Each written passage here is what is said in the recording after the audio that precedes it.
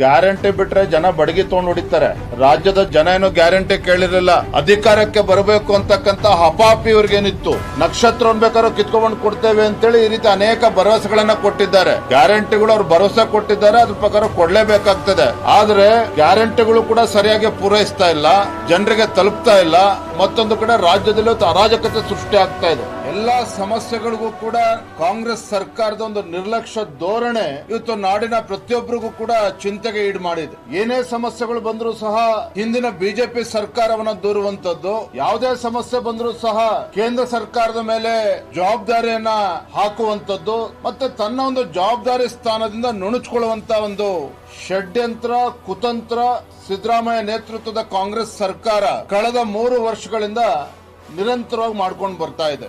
ಸುಳ್ಳು ಹೇಳೋದು ಬಿಟ್ರೆ ಇನ್ನೇನು ಕೂಡ ಅವರು ಮಾಡೋದಕ್ಕೆ ಸಾಧನೆ ಆಗಿಲ್ಲ, ಇನ್ನೇನು ಕೂಡ ಮಾಡೋದಕ್ಕಾಗಿಲ್ಲ ಅವ್ರ ಕೈಯಲ್ಲಿ. ಬಹುಶಃ ಈ ಕಾಂಗ್ರೆಸ್ ಸರ್ಕಾರದ ಮನೆ ದೇವರೇ ಇವತ್ತು ಸುಳ್ಳಾಗಿರುವಂತದ್ದು, ಸುಳ್ಳೇ ಮನೆ ದೇವರು ಇವತ್ತು ಕಾಂಗ್ರೆಸ್ ಸರ್ಕಾರದ. ಹಾಗಾಗಿ ನಾನು ಮಾನ್ಯ ಮುಖ್ಯಮಂತ್ರಿಗಳಿಗೆ ಹಾಗೂ ಉಪಮುಖ್ಯಮಂತ್ರಿಗಳಿಗೆ ಈ ಸುಳ್ಳಾಟ ಕಳ್ಳಾಟ ಇವೆಲ್ಲವನ್ನು ಕೂಡ ನಿಲ್ಲಿಸಿ ಒಬ್ಬ ಅನುಭವಿ ಮುಖ್ಯಮಂತ್ರಿಗಳು ಅಂತ ತಾವೇನು ಹೇಳ್ಕೊಳ್ತಾ ಇದ್ದಾರೆ.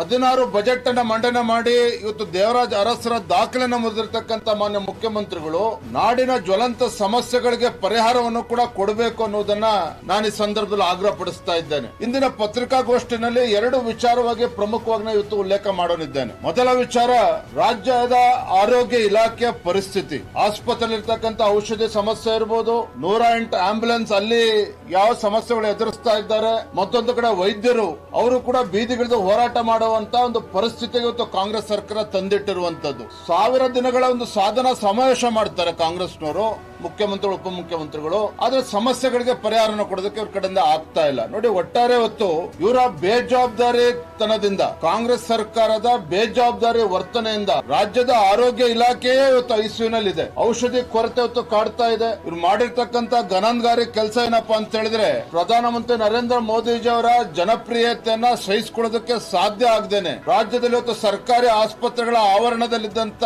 ಜನೌಷಧಿ ಕೇಂದ್ರವನ್ನ ಮುಚ್ಚಿ ಹಾಕುವಂತ ಷಡ್ಯಂತ್ರ ಮಾಡಿದ್ರು. ಇವತ್ತು ಪರಿಸ್ಥಿತಿ ಎಲ್ಲಿಗೆ ಬಂದಿದೆ ಅಂತ ಹೇಳಿದ್ರೆ, ಸರ್ಕಾರಿ ಆಸ್ಪತ್ರೆಗಳಲ್ಲಿ, ಸರ್ಕಾರಿ ಮೆಡಿಕಲ್ ಕಾಲೇಜುಗಳಿಗೆ ಅತಿ ಹೆಚ್ಚು ಸಂಖ್ಯೆಯಲ್ಲಿ ಏನ್ ಬಡವರು ಹೋಗ್ತಾರೋ ಅಲ್ಲಿ ಔಷಧಿಗಳು ಕೂಡ ಸಿಗದೇನೆ ಬಡವರು ಇವತ್ತು ಪರದಾಡ್ತಾ ಇದ್ದಾರೆ. ಕಳೆದ 2 ತಿಂಗಳುಗಳಿಂದ ಅನಿವಾರ್ಯವಾಗಿ ಬಡವರು ಇವತ್ತು ಆಸ್ಪತ್ರೆಯಲ್ಲಿರ್ತಕ್ಕಂಥ ವೈದ್ಯರೇ ಇವತ್ತು ಹೇಳ್ತಾ ಇದ್ದಾರೆ, ಖಾಸಗಿ ಫಾರ್ಮಸಿಗಳಿಗೆ ಅಲ್ಲಿ ಹೋಗಿ ಔಷಧಿನ ಖರೀದಿ ಮಾಡ್ಕೊಳ್ಳಿ ಅಂತ ಹೇಳಿ ಸರ್ಕಾರಿ ವೈದ್ಯರೇ ಇವತ್ತು ಬಡವರಿಗೆ ಇವತ್ತು ದುಬಾರಿ ಔಷಧಿಗಳನ್ನ ಖಾಸಗಿ ಫಾರ್ಮಸಿಗಳಲ್ಲಿ ತಗೊಳ್ಳೋದಕ್ಕೆ ಅವರೇ ಬರ್ಕೊಡ್ತಾ ಇದ್ದಾರೆ. ಇವತ್ತು ಸ್ಕ್ಯಾನಿಂಗ್ ಸೆಂಟರ್ಗಳು, ಇವತ್ತು ಸಿಟಿ ಸ್ಕ್ಯಾನ್ ಮತ್ತೆ MRI ಸೇವೆ ಯಾವ ಸಂಸ್ಥೆಗಳು ನೀಡ್ತಾ ಇದ್ದಾವೆ, 143 ಕೋಟಿ ರೂಪಾಯಿಗಳನ್ನ ರಾಜ್ಯ ಸರ್ಕಾರ ಬಾಕಿ ಉಳಿಸಿಕೊಂಡಿದೆ.